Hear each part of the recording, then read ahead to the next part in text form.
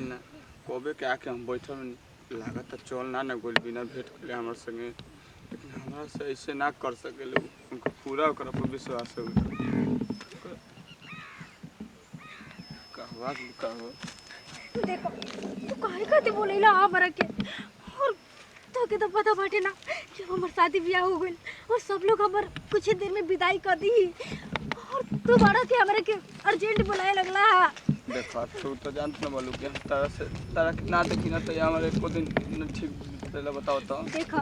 जीवन भी रहे तोरा से जा भी रहे पहले रहे लेकिन अब हमार शादी हो गई बाटे हम कोई और के मानत हो गई नहीं और आज ले ये ठीक रही ना कि तू हमरा के एकदम भुला जा। देखो ये कैसे तू बतियाओ तलू हो शादी से पहले सब कुछ हम रही आज तो शादी हो गई तो तू यार सब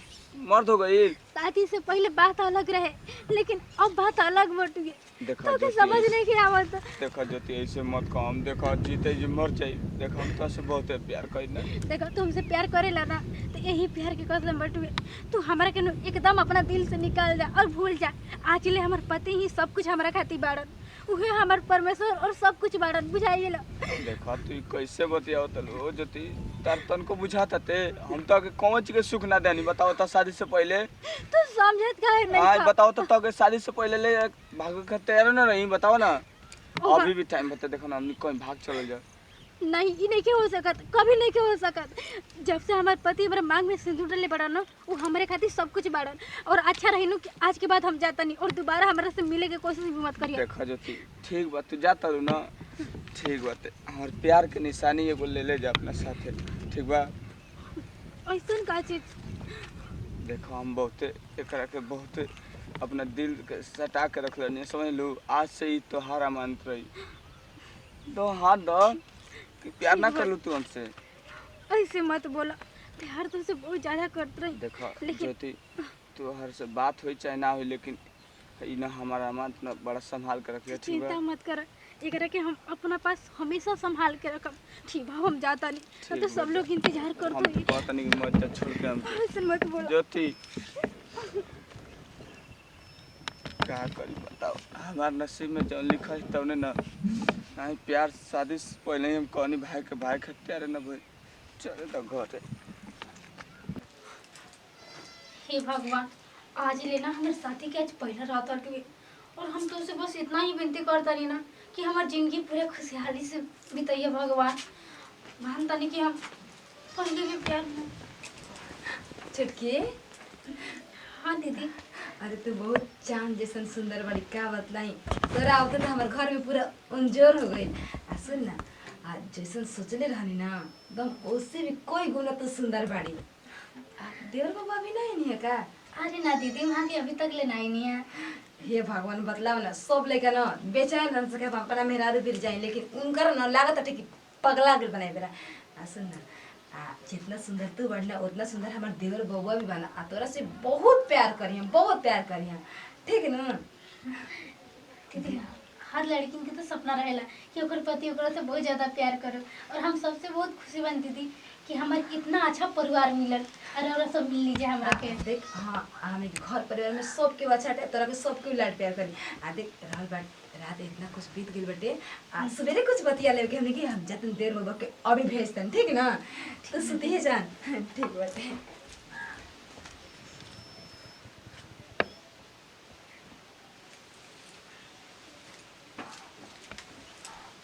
भौजी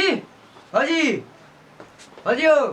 का हजी रतिया में हमार का चिलतनी कहाँ भी आओ बिना मतलब भेन दलू हमारे घर नहीं तू मजाक कर लो खाली का बात करतनी कनिया ने के घर में कसम से अभी देख के आवत तू कहत रे मजाक मत कर के हम सूते के मन ने खे बेरा तो ओकरा भीरी हम मजाक करते नहीं अब घर में लातन कि ना जाके हम देखो देख के आते हे भगवान जी सच्ची में नहीं खे ये देवर बबुआ तब काम मजाक करो बस टाइम पर बताओ ये जी पलंगिया पे है ये नहीं कि दुल्हनिया अच्छा कहां गया तो खोले करना पड़ी ओकरा के तब ये जी का लाइटिंग न देखे न गइल चल देखा लो तब केने बिया चली देखिए तो पहले कहां बे हो अरे पता यार मामा हो ए बाबा प्रणाम प्रणाम तो फतुआ जैसे बाबा वाला लगा तो ठीक का हो अरे बाबा ई भाई से बतिया जय भी हवा करा के ले ली जाना हां अब वही रतिया से रतिया खा जाके भाई से बतिया देखत ना हवा पगलाई या बाबा वो गोड़ लाग का बाबा ओ ते कर दिमाग डिस्टर्ब है कर मतलब बाबा ई भॉइस के जानवर कुछ समझते नहीं कि सब करा से आदमी जैसन बतियते रात रात भर दिन भर ये मैं तब तना आइला हूं नहीं कि सुतल बनी तो अरे बाबा ज्यादा बहुत पगला गल ले बाबा ए बाबा देख बाद में रोना है लेकिन बहुत परेशान बनी जा ठीक है रुको देखो तो नहीं बड़ा मन लाग रही तो कुछ सच्ची माटी तो हिले उठा के दी बाबू जल्दी दी अरे बाबूजी तो बना रहे हम का हटे अरे बाबा के लइका हो के बा अरे देखला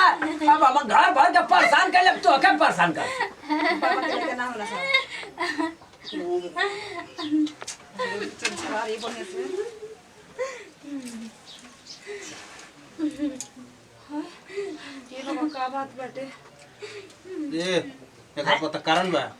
ई का कहत नहीं कारण है तो भैंस से बतियाई त का बती उसन कर पर कारण ने कइल बाटे अच्छा वैसा तो कैसे सही हुई ये बाबू जल्दी कुछ करी केवन किस्म किस्म का कारण है कि भैंस बोल बाबा से के बतिया शादी होई इनको भी आ होई तेरी करे अरे बाबा बियाह ना करे बाबा मार के मतिया कर खराब कर देता हो बाजा बाजी बाबा ये ना काम कर हैं? हेन द हाथ दे बच्ची हेन दान बाबा डची हाथ दो हाथ दो ये बाबा हे भगवान जी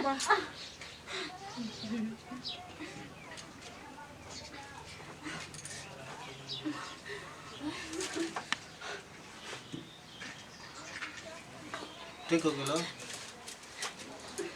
ओ दीदी ई कहां आई बन दीदी हम आय ये बाबू जी सही में तो ठीक हो गल जी ये बाबा का बोल तो अंगूठी है देखा। बाबा ना ई कहां आई बन दीदी हमरा के ए! कहां बन जा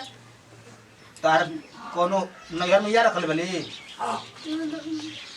हाय सच से बताइए बाबा हम सब सच जान जी हैं लवर कोनो हां बाबा बोले हम कर भेंट कर आवेले पहले गोरे भेंट करे विदाई पहले करे